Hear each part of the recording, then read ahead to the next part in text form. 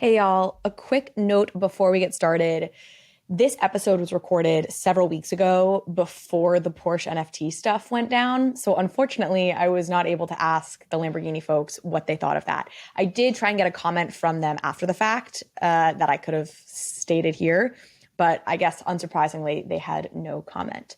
I still think this episode is going to be particularly interesting coming after the Porsche NFT, I don't know, saga, debacle, whatever you want to call it. And could be an interesting way to compare Lamborghini's strategy with that of Porsche's, to the extent that there was a strategy there. And so I think you'll still really enjoy it. It's a fun way to mix up sports month and go the sports car route. So I hope you enjoy.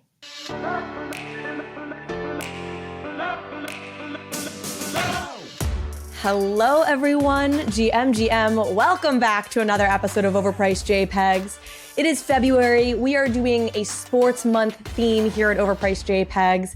And joining me to talk about a really interesting part of the sports NFT world is Scott Scullather, who is the CEO of Invent Group. That's INVNT. They are a storytelling brand agency working with Lamborghini. And I have Christian Mastro here, the marketing director at Lamborghini, to talk about everything Lamborghini is doing when it comes to NFTs, digital collectibles, et cetera, et cetera. We're going to talk about their latest NFT drop, Epic Road Trip, which is an ongoing NFT experience that we'll get into.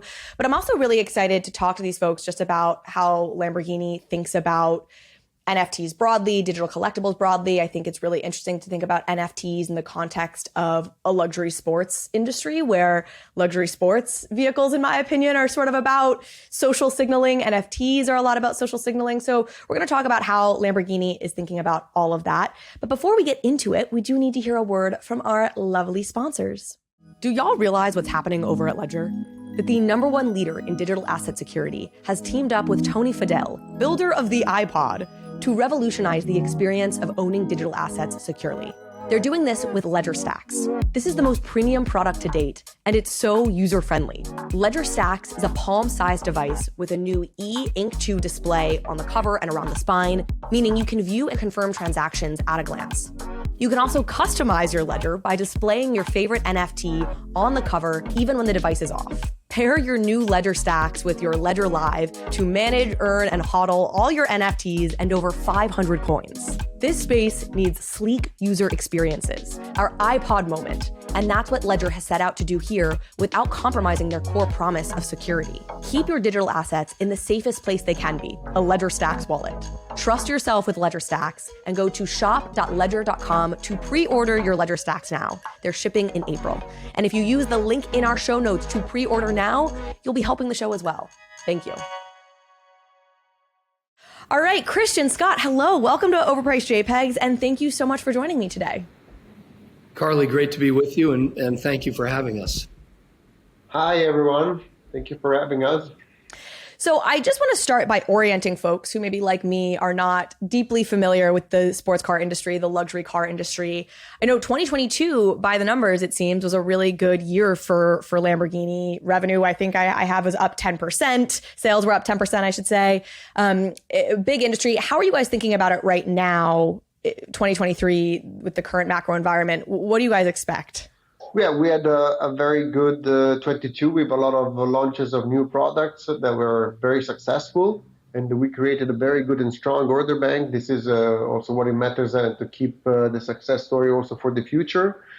And looks like our brand is very strong and very appreciated by our customers first, by our fans as well. And that's why also we are pursuing this road of the NFTs, because we think it's a very good tool of communication also with our fans and the younger generation that are also here listening to us today, no?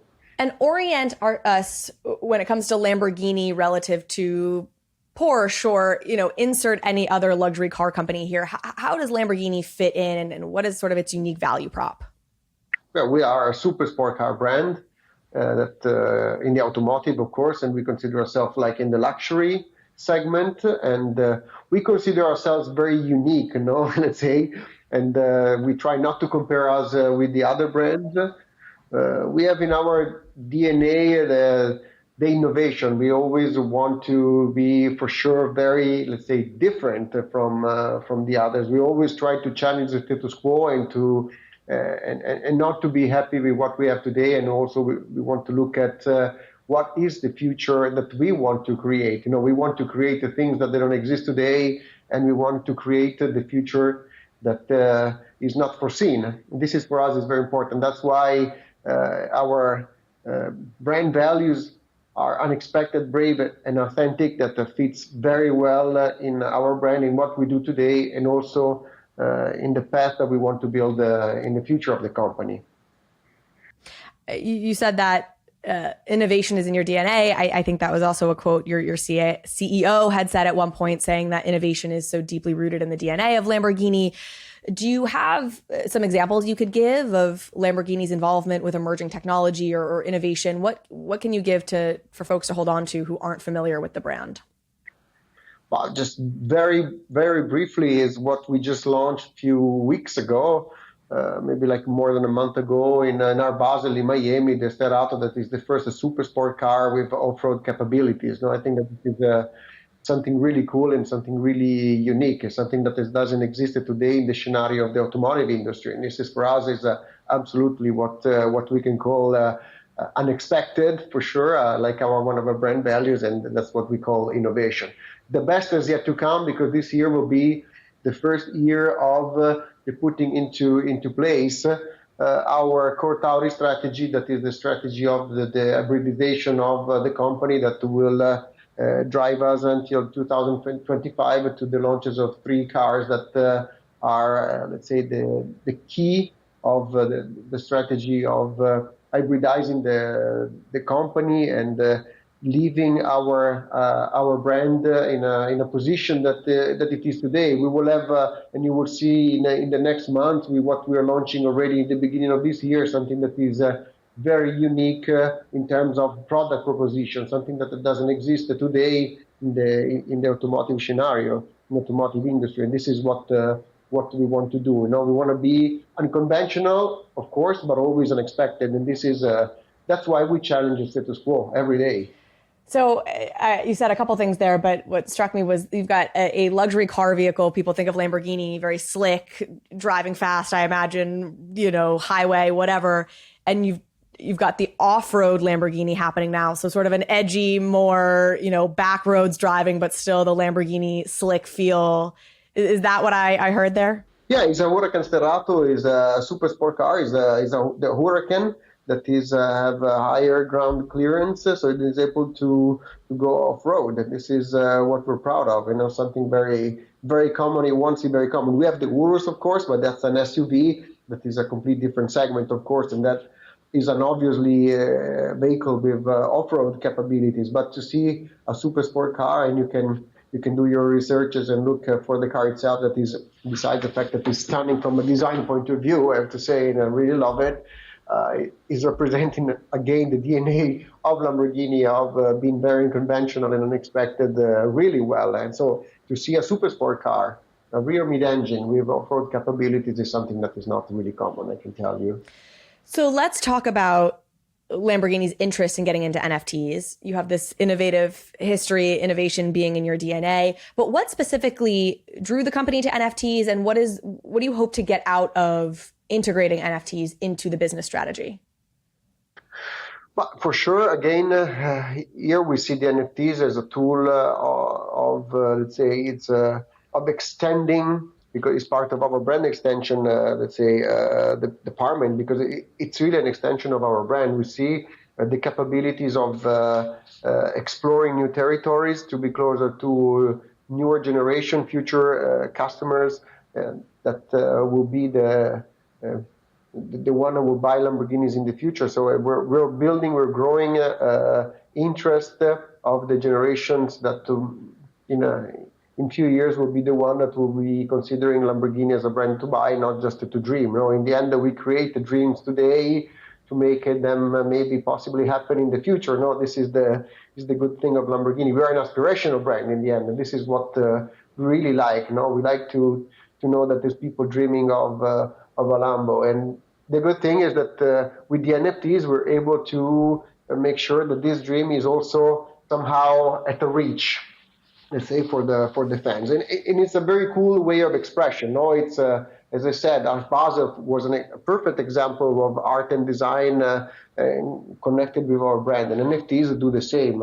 They really, let's say, the NFTs reflecting really again our values, because I see that what we're doing with NFTs has not been let's say replicated by other brands, and we were really, we can say, the first to have a plan of launches of like we had of the NFTs in 22, and we're really daring to explore new territories there. No, we've an amazing path of activities that we did that created a big buzz around the brand as well. So not just from a really sales point of view, and again, for me, NFTs are not only really a pillar of business, but it's really a pillar of communication, to get in contact and to use this as a bridge of people that is dreaming Lamborghini, but also for people that is not familiar with the brand and are more familiar with art, design, or with the NFT world itself. So we really created something that maybe was not in the radar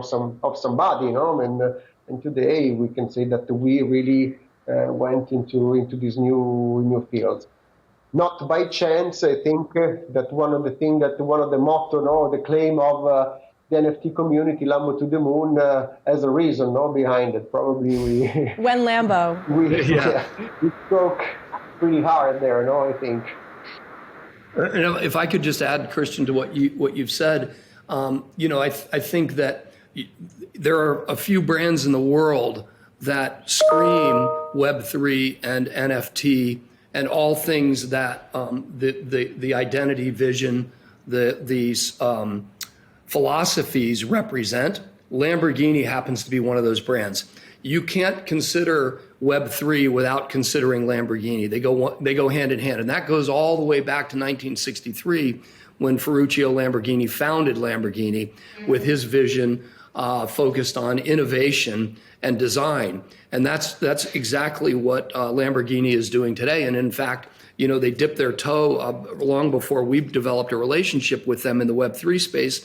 They dipped their toe into a collectible series back in 2020, probably before the term NFT even really existed. And I think that is a testament to their focus on continuing to remain relevant, number one, but mostly continuing to be the tip of the spear for innovation, technology, and design. I want to dive more into some of that. And as Christian put it, this as a communication channel, but I'd love to get a sense, how do Lamborghini fans, customers today express their brand loyalty? Is this a social media thing? Do people wear Lambo merch? Like, how do you all see your fans expressing themselves as Lamborghini fans in the world today? For sure, our social media channels are already like a thermometer of our, let's say, presence among the younger generation. And I think this is very visible to everyone. But again, the success also of the NFTs, and not in terms of communication, in terms of a buzz around it, for me, it was another big sign of doing the right thing for this kind of audience. And for sure, let's not forget our customers. No, but this is, let's say, not so much relevant in this field. But for sure, also our customers are also getting more and more interested into this world, and the part of the community for them is being part of Lamborghini brand in terms of the events we do, in terms of the activities we have around the world. So there's always, and this is something that we try to reflect also in the NFTs as well, there's also really a stronger community around the brand. So we try to build a relation that are long-term relation with our customers, fans, and stakeholders in general. And you can tell by the passion, when we are around, when we go places, when we have events, when we launch new products, when we launch new digital products as well. And this is really recognizable. So you started to touch there, it sounded like, on your audience's maybe reaction to NFTs. Obviously, there's very mixed feelings about NFTs in the world. Does your core audience, are they aware of what you're doing with Epic Road Trip and with the NFT activations you've done before? What is their feeling or response to it? Oh, it was a big interest in our customers, especially our customers were more interested into, let's say, physical products. So also the auction we did last year was an amazing success in terms of buzz, really, and they really appreciate what they do. And we had a lot of customers that are participating into the drops as well, and they're really keen to be part of this world as well, especially obviously the younger side of the customers, let's say, are more able to play with this NFTs and all the let's say the way to buy, collect, and eventually resell. That is not so obvious for everyone. Or even if our customer base is very young, so it's around 44, 45 years old. So this is in average. So this is useful for using NFTs as a way and a bridge of communication. So this is a given. We are one of the super sport car brands with the younger customer base. So this is also make it easier to communicate with them. And it's one of those things that is provable through the data and the metrics. If you look at the community in size that Lamborghini had before they started their Web3 NFT strategy versus the community size of today, it's almost more than doubled, if not doubled. And I also understand from the metrics that we have that consumer loyalty and engagement is higher than it's ever been. And so I think that's kind of a testament to the strategy that's been developed with respect to the Web3 space that Lamborghini is now leading, and to the fact that it really is achieving what in fact Lamborghini wants it to do. So that's really interesting. How are you measuring the community growth there? Is that like social media followers, or where is that living? Yeah, so social media metrics, exactly. We've helped Lamborghini develop a Discord channel and actively grow the community there. So a combination of their social channels and the things we measure, things like sentiment and involvement, ongoing time engaged in the social channels, et cetera. And so the metrics are actually demonstrating that from a marketing perspective, in addition to a revenue perspective, that this strategy that Lamborghini's is pursuing is actually working. And in fact, Christian is being maybe a little shy in the sense of the Lamborghini one of one drop, the last Aventador Coupe ever sold. But when it auctioned, when the collector actually bought the collectible and the one of one car, it was in the top 10 selling Lamborghinis of all time. So I think that this is not only a marketing success and achievement for Lamborghini, but it's also a revenue driver. So that's interesting. So you had this one of one car that was both digital and physical. It had that pairing, came with both. The person who ultimately bought it, it was the best selling Lamborghini, highest selling Lamborghini of all time, I think is what I just heard you say. In the top 10. In the top 10. Yeah. Okay. And was he a traditional Lamborghini collector, I assume, who was like, oh, cool, I also get this digital piece? He was not somebody who came from the NFT world. It happened to be a gentleman, and he is an avid Lamborghini enthusiast. This is not his first Lamborghini, but he also happens to have lived in the crypto world, and is a passionate NFT collector as well.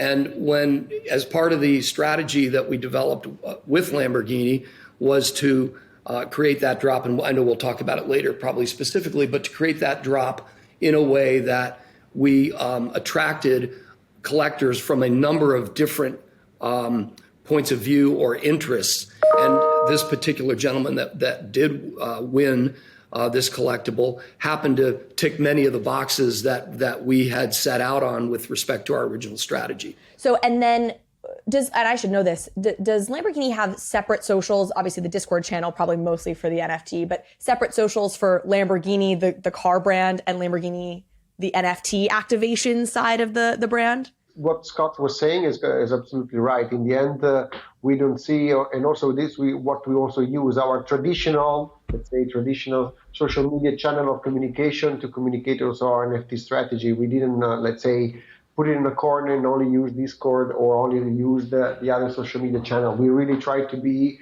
to spread around as much as possible the information about what we were doing, and not just to, let's say, attract the traditional social media channel follower or the traditional NFT follower. So we really try to have an hybrid, let's say, combination of all the social media channel possible. So we really try to do, again, a campaign that was not only business or only communication, really something that was really hybrid, to make sure that we were maximizing the output of what we were doing. In the end, it was not, and it is not, this our main pillar of business. So for us, it's really catching and attracting, again, new generation, fans, and also to express ourselves. No, let's be honest. Also, we really like what we're doing here with the NFTs. No, it's fun. No, it's to do something really new, and also like to see the faces of the people when they say, "Wow, this was not really what I expected to see to do from Lamborghini." But what other brand can do something like this if not Lamborghini? No, in the end. So let's talk about the Epic road trip and the NFT activations you've done in particular. We'll weave back through. I have some more macro brand Lamborghini questions, but I think it's helpful if we root ourselves in what you guys are doing. So there's been several Lamborghini activations. I think, Scott, you actually mentioned they had done a digital collectible stamp back in May of 2020 that was on the blockchain, which is a very early example of an NFT. And then they partnered with Steve Aoki. Y'all have partnered with Steve Aoki and some others and some big artists and things. And now you have Epic Road Trip. So maybe starting wherever you'd like to start, but talking about how you've approached the NFT strategy. How do you integrate the luxury brand, the brand feel of Lamborghini that I'm sure is so important to you all, into a digital collectible strategy? Right. So I think what's interesting and compelling about how Lamborghini has approached this is it's grounded in strategy. We're in a very volatile time right now with respect to NFTs and crypto in general. And I think in large part, that's due to the fact that every brand in the world wants to get into the space. And so they're just throwing in to get in without a well-baked strategy and a plan. And if you think about the evolution of what Lamborghini's done going back to 2020 with the collectible, and then with the launch of Space Key, which was in partnership with Web3 Pro, who we now work with along with Lamborghini, there has been a very smart strategic evolution that moved from the collectible to a very limited edition Space Key drop to a one-of-one drop, the Steve Aoki, Krista Kim Aventador Coupe drop, to the Epic Road Trip campaign. And so what that's done, you asked about sort of where the focus is for us. Well, everybody knows that the Web3 community is the most critical community in the world. They're generally made up of millennials and gens. Millennials and gens, amongst other things, want authenticity, and they can sniff out fake, every second of the day. And so the strategy here was to create something that represented what Christian referred to earlier as sort of the brand characteristics of Lamborghini: unexpected, brave, authentic, focused on innovation and design. So that was the overall strategy of all of these drops post the collectible stamp drop. Beyond that, we wanted to create a campaign that engaged potential customers, that built off of the massive existing Lamborghini community, and leveraged that community, and then actually grows that community into other communities where they weren't necessarily Lamborghini brand loyalists. And to Christian's point, every brand in the world is looking to go after a coveted millennial and gen audience. And because of the demographic of their buyers, their consumers, they're much closer to the inflection point at which a millennial and Gen is going to actually make that decision to purchase a Lamborghini or another super sports car brand. And so this is a critical component of their future sales strategy. Is there a concern, or is there data that millennials and Gen Z and these younger generations are less interested in luxury sports cars than past generations? But if I look at us, I would say that this is not occurring on our side, at least. Not from, let's say, the average age of our customers, from the results of last year, but not just merely to business, but like we said before, also if you look at the interest on social media and so on, looks like they love, at least they love Lamborghini. Now, I don't know about the other cars. They might be concerned. Yeah, not Lamborghini. Well, 44, 45 average age is a little, I mean, that's like an elder millennial, maybe. I don't know what a 45-year-old today is. Average, that's average. It's not bad. Okay, average. I'm curious if you can answer this.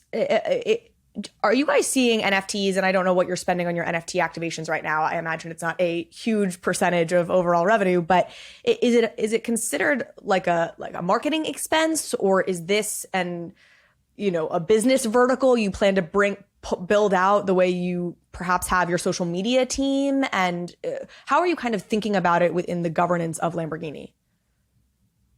It is both, I have to say, yeah, because there's some activation that need some efforts from, let's say, our brand extension department that is working on, let's say, it is a business, let's say, one of our stream of revenues, but on the other hand, also in terms of communication and marketing. So it is both, honestly.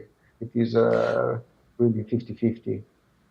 And I guess let me say this on it. Like, is it something where right now it's an expense, but you see it as a profit center down the line? Is the goal to make it a profit center now as you bring the business digital?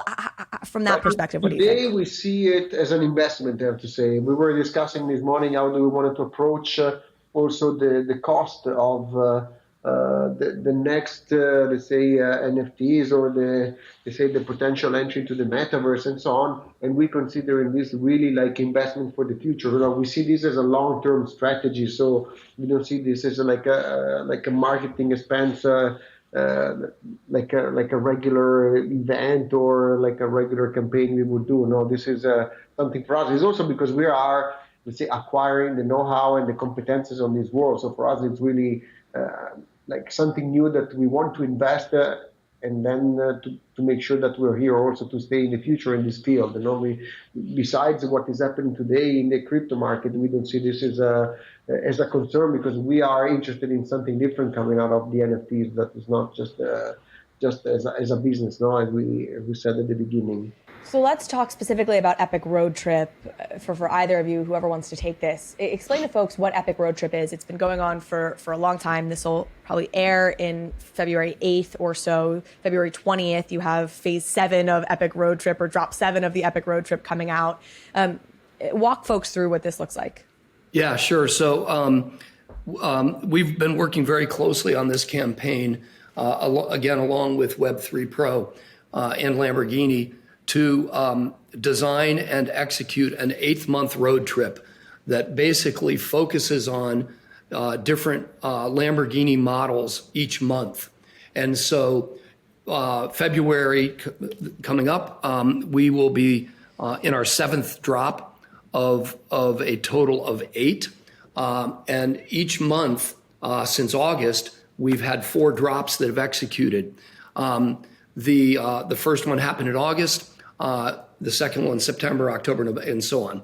And there are, within each month, there are, and those 4 drops, there are 3 drops of limited edition NFTs. There are 1,963 NFTs that are offered for collectibles at a price of $196.30. And then there are, the 4th drop is a very rare edition of only 63 drops offered at $1,963. And because the Lamborghini was founded in 1963, that's how we came up with the pricing metrics. And so what we've done is each month we have, as I said, sort of represented a model of Lamborghini. So for instance, the first drop was the Aventador Ultime. And then we went to the Aventador SVJ at some point, as Christian mentioned, in the Huracan Storado is going to be the Feb drop. And the design of the NFTs is in line with the specifics of each of those models, as well as the characteristics of the collectors of those models. Because each of Lamborghini's models, while they're a Lamborghini, they're different from one another. And their consumers buy certain models based on their personality characteristics and what they want to do with the vehicle. And to your point earlier, the social signaling that they want out of that. And so it's been interesting to watch, how some months drops have been a little more successful. They've all been very successful, by the way, but some drops have been a little more successful than others. And as we do a sort of a recap on all of this, it'll be fun to look at the specifics of, why one drop outperformed another drop and what was it that caused that drop to be more successful than others. So in addition to, unlike, just digital art, in addition to, and I think one of the things that has made the Lamborghini campaign successful is they're super passionate about providing what's called utilities. I'm sure your audience knows very well around what utilities are. And so throughout this campaign, and the reason that we've created this campaign is we've unveiled different utilities every month or every other month. So the more you collect, the more you actually get. And those utilities are everything from, digital, beyond the NFTs themselves, digital wallpaper for your smart device or your computer.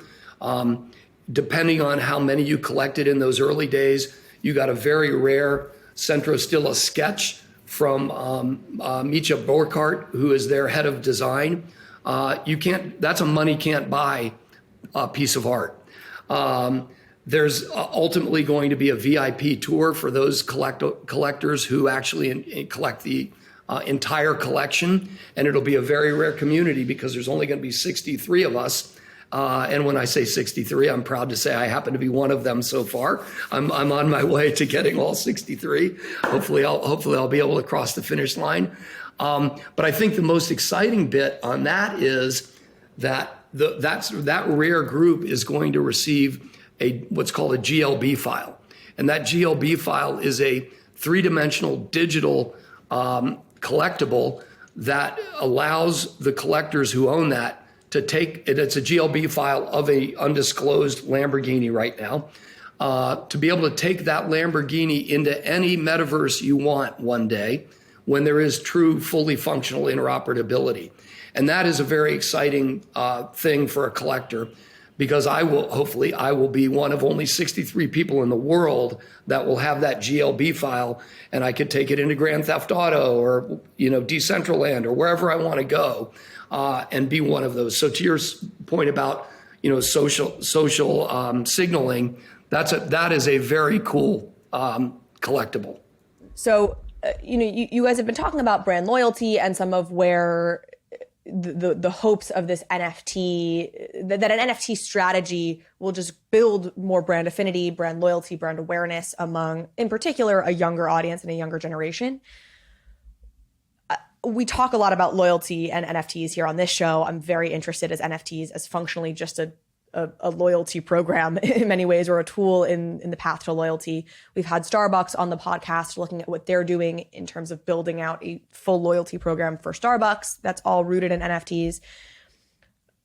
When I think of Lamborghini and I think of luxury, I don't think of a Starbucks style loyalty program where it's like, buy 6 lattes and you get a free latte. You're not like, hey, if you buy 6 Lamborghinis, you get a free Lambo. What have loyalty programs looked like at Lamborghini historically, and how do NFTs fit into that? You're talking about customers or fans? Oh, I guess I'd be curious to hear how you approach each differently. And it's worth, for anybody who doesn't know, I mean, last year, I think there were more Lamborghinis sold than ever, and it was like 9,000 or something. So it's like, you know, for anybody who's used to thinking about 10K PFP projects, like the luxury car market is super, super, you know, small. So curious how you think about customers versus fans, and then how you approach each differently from a loyalty perspective. What I can say from a customer perspective, I have to say that the reward that we give our customers is to create always the best car ever. You know, try to give them always what they dream of. You know, and not just the dream, but they know also that they can buy. We always try to surprise them with something new, and also we have a very good customer database that is telling us every single customer what kind of car owns, and how many owns, and how long they've been owning the car, and so on. And so we really create a kind of loyalty around all the special edition we make, for example. So we know that if we do some special edition, we need to reward the kind of customer that has been loyal for a long time and has been buying a lot of cars from us. And so this is for us is the most special reward that we can give him, you know, to give him cars that not, let's say, everybody just going into the showroom, a Lamborghini showroom, would be able to buy. And this is very appreciated from customers, especially obviously from collectors' point of view, you know, that to have the opportunity to have some exclusive products that are not accessible to everybody. This, I would say, this is the most rewarding thing that we can do for our customers. From a fan's point of view, what we do is in terms of rewarding is with NFTs is clear what Scott just named, you know, in terms of really like kind of a rewarding, giving some utilities to the NFTs and giving them a chance to get something that not the ones that are not buying all the pieces would have. So I think this is it is cool. It is pretty cool not to get only the NFTs, but really to get something that money can buy. You know, to get the sketch, to get a special visit at the factory here in Sant'Agata. So to get something that is really also a wow effect, but it is something that maybe not everybody would be able to do if would buy any kind of NFT or any kind of other thing. So something really, really special. And again, also for them is to pursue their dreams, you know, to keep them dreaming, you know, like launching cars that make not the customer dream, but also our fans' dream. Keep them thinking when Lambo. Yeah. Exactly. If it's all right, I'd like to add to something that Christian just said with respect to their customers. You know, before we entered into this partnership with Lamborghini, we did a tremendous amount of market research, and part of that research was to actually, in fact, speak to many of their customers. And unlike you know, a mass market brand like Starbucks, remember Lamborghini and some of these other brands are hyper luxury brands, and in this case, they're a super sports car brand. So giving away free stuff isn't really the thing that is the driver of a loyalty program for a brand like Lamborghini. What's the driver is the community that they build and what they do on behalf of that community. And this Lamborghini community of customers is some of the most engaged and passionate, brand passionate loyalists that we've ever worked with. And we've worked with many of the biggest brands in the world. And so, you know, if you think about things like their Super Terfero, I think I pronounced that right, Christian, race circuit. If you're a Lambo owner, you have special access to things like that in a very limited community that you otherwise wouldn't have. You have access to see new cars and new models that are coming out prior to others perhaps seeing it. When you do buy a special edition, much like the collector of the Aventador Coupe NFT drop that we did, there was a huge live event that was specifically created, and it was at Lamborghini's headquarters, and it was specifically created for this collector and his guests to unveil the car for the very first time. Those are the kinds of things that, you know, unlike a mass market brand like Starbucks, are the loyalty brand builders that Lamborghini engages in. That makes total sense. And I'm hearing a lot about events in person, white glove, high touch. Obviously, that makes sense as the loyalty strategy for a luxury brand. when you talk about what you're doing on the NFT side right now, there's some cool art components, designers from Lamborghini. Do you see those events that maybe IRL or virtual gathering together as a key part of the strategy for the NFT holders? The answer is absolutely yes. I think, if you look at, again, the generation that's driving Web3 is the same generation that drove IRL, festivals, experiences, all that sort of stuff, right? And so in the end, the brands and organizations that are able to co-join those two experiences are the ones that are going to come out on top. If you look at Nike and with Artifact right now, for instance, as an example, they're doing a really good job of building an NFT strategy and a loyalty program, and at the same time creating these unique experiences for those collectors. And I think that, given the fact that Lamborghini is a super luxury or hyper luxury brand, we're challenged as a collective team of doing the same thing, but developing and designing those IRL experiences that are made for a Lamborghini customer or buyer. So Scott, Christian had to hop off, but would love to talk to you. You referenced the success of Epic Road Trip so far. How are you all measuring that? It's a bear market. It's a difficult time to be doing anything in the NFT space. How have you found building now versus maybe when you did your drops in more favorable macro conditions? It's definitely more difficult now. I think that the conditions, there's a headwind at the moment. The interesting thing is this Epic Road Trip tour started probably a little bit before we really got into the volatile market that we're in. It started in the crypto winter for sure. But now I would say it's a crypto blizzard right now. Yeah, it was pre-FTX. It was like the pre-FTX bear market, Which has caused a blizzard, not just a winter. And so there's headwinds for sure. But the advantage that I think we have on this campaign is that because the collectors started this road trip pre the blizzard, there's an avid fan base already, and so we do have some tailwinds as a result of that. We're working with a number of other brands on their NFT strategies and campaigns, and right now the emphasis has been, rather than go to market immediately, let's take a little bit more time developing the strategy, and let's build up the community, and let's open into social channels and social platforms that we otherwise weren't in before we actually launch. And so on the one hand, we're working on their behalf to push their strategy forward. On the other hand, we don't want to go to market like right now today because it's likely that it may not achieve the metrics and the results that everybody wants. And again, going back sort of to the authenticity of this collector community and this collector demographic, they'll smell a failure instantly, and then you're done for, right?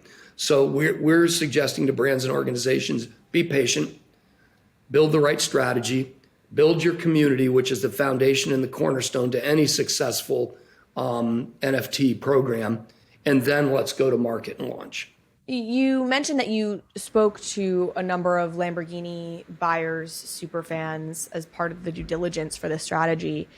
And one thing that for folks who may or may not be in my audience, but are maybe more skeptical of digital assets, and for whom they're like, okay, yes, Lamborghini is about socially signaling. I understand you're saying NFTs are about socially signaling, I guess, but a Lamborghini is a car I can drive, and it commands the price it commands because I can sit in it, and it's the look and the feel and the engine and the sounds and whatever. How does that actually port to a digital good? Did you hear any of that? And what do you say to that, even hypothetically, if there's a chance you don't hear it? No, it's super interesting. With respect to Lamborghini in particular, the largest Lambo base of customers also happens to be crypto cyberpunks. I mean, they are in deep in the crypto world. And there's a direct correlation between a Lamborghini owner and a crypto collector or investor. And so part of the strategy that we developed as a result of that was to go to market across different demographic profiles, in the sense that we didn't just go after automotive journalists and automotive social platforms. We also did design and technology and crypto and NFT, and so we ticked a lot of boxes. We also discovered through the market research that we were doing that Lamborghini consumers and Lamborghini brand loyalists are super into music, and in particular contemporary music.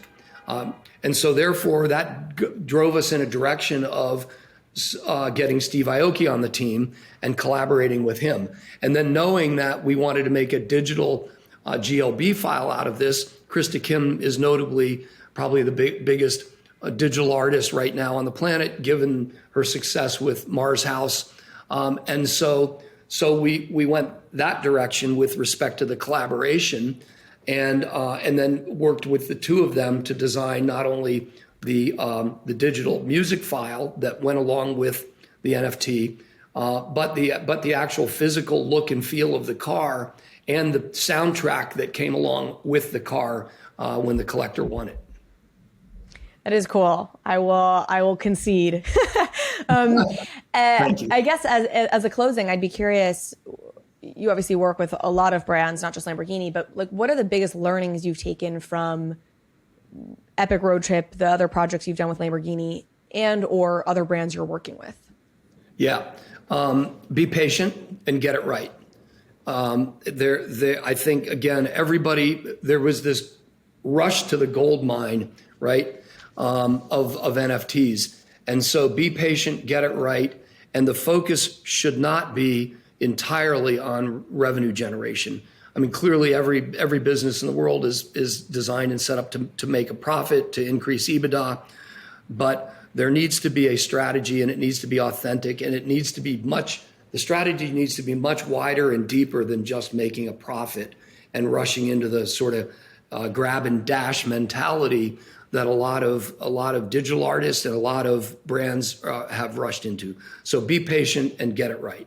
Do you think in general we are just moving to an era of marketing that requires, I guess, more on the part of the brands? And the context I'll give there, and I talked about this with the Starbucks team, is like, in the beginning of time or whatever, you sold something and the customer bought it and that was that. And then as it got more competitive, that's when you get these essentially shop to earn programs like a Starbucks, where, okay, well, buy at Starbucks a lot because then we'll give you a free Starbucks. And it almost feels like now it's even more competitive. And so it's an era now of even less direct. It's like, hey, just engage with our brand and we'll give you stuff. Like brands have to be more and more giving and value generative before they can expect to get anything back. Is that just a broad trend you think that is playing out, and NFTs are a great microcosm example of it? Yeah, 100%. Because of there's a couple of things that you touch on that sort of open up a myriad of challenges for organizations. The first is because of the philosophy of the Web3 community. There is this multi-way dialogue going on now, whereas in Web 1 and Web 2 was a little two-way dialogue, a little community-driven. Web 1 was one way. Brands spoke to me, I listened, I saw, I heard, I absorbed. Now in Web 3, there is this multifaceted dialogue that happens that is an interactive engagement. So that's challenge number one, because brands need to prepare for that and they need to budget for that, because that's a bigger and heavier lift on the part of marketers, CMOs and their teams in these major organizations. So just Discord, for example, if you're not engaging with the community, you're out, I mean, and that's the whole philosophy of Discord. And you're going to hear and see some things that you don't want to see about your brand. But in order for it to be authentic, you've got to be able to responsibly respond and deal with that. And that's an investment that needs to be made. The other thing is that this is another channel of marketing. This isn't the Holy Grail.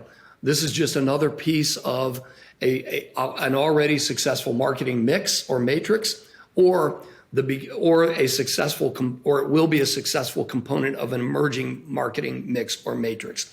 And so brands and organizations need to start to allocate that as part of their overall marketing spend. And even though we're in this volatile crypto blizzard right now, Web3 blizzard, this industry is here to stay. It's not going anywhere. It's real and it's going to be here. And so the brands that start to enter into the space in a smart way, a strategic way, and are patient about it, now are going to be light years ahead of brands that have waited a year or two. Because in Web3 years, Web3 years are like, what dog years are 8-1 or something like that. Web3 years are like 30-1. So those brands that aren't getting in now are gonna be late. Actual last question, maybe. I keep saying last question, then of course it's never the last question. You know, beautiful background. You look like a successful guy. You know, have other successful friends who are probably in business and tech and finance and all the things.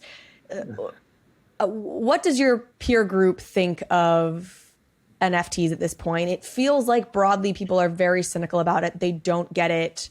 Is that what you're experiencing among some of your friends? Like, when you say this stuff to them, do they get it?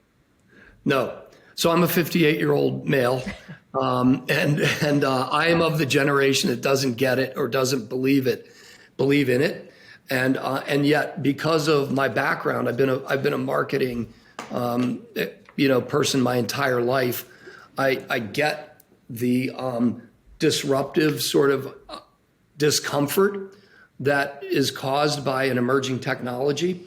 And yet at the same time, because I've been in the business for 38 years now, I've seen the marketing industry change over time, and I've seen the power of evolved thinking and evolved technologies and how they support marketing campaigns. And I think that in large part of the reason that the older generation, and I'll put myself in that category right now, doesn't entirely get this is due largely to the traditional businesses that are in place, financial institutions, enterprise computing platforms, marketplaces, on and on and on, currencies, traditional currencies, fiat versus crypto, digital. They fear this as a competitive industry, every single one of those traditional industries. And so therefore there's a lot of negative commentary around it as a result to try and protect their interest, right? But the smart traditional businesses are the ones that are going to evolve into this and include it in their offerings, just like smart marketers are doing right now. That makes sense. I also would maybe give some of the skeptics, I think there are people who just think it's stupid, right? It's like maybe they don't even feel threatened. They just truly think it's dumb, and why would I buy that, and how does it make any sense? And I'm somewhat sympathetic to that because I get it. It can seem very strange. Why would anybody want to pay money for this digital thing? But that's sort of the joke of this. Why would anybody want to spend money for so many things? I'm not a luxury car girl. Like, I wouldn't spend that kind of money on a car. That doesn't mean it's stupid, right? That brings somebody else joy. So, but I am sympathetic to this. If you look around my apartment, you won't see any digital art hanging. You see traditional art. However, there is this emerging generation where each of these pieces that I have are hanging around me are going to be digital one day. And they're going to look at this stuff and go, it's not worth anything. I wouldn't buy that. I can't resell that. And I can only show that off to the 6 people that come to my home, not the 100,000 followers I have across socials. Exactly. And the authenticity thing and this whole notion of IP going back to the creators, it's all really powerful stuff that is going. That's why I say it's here and it's going to stay. Awesome. Well, Scott, thank you so much. If folks want to learn more, hear more about you, Invent, Lamborghini, Epic Road Trip, throw out some links. We'll include them in the show notes. And I really appreciate you coming on. Yeah, awesome, Carly. Thank you. Lovely to meet you. Great job.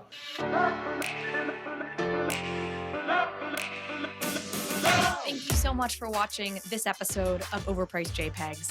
If you liked this conversation, if you liked this episode, please go ahead and hit subscribe. It helps me out, it helps the show out, and it means you will get alerts and updates when we post new content. Thanks again.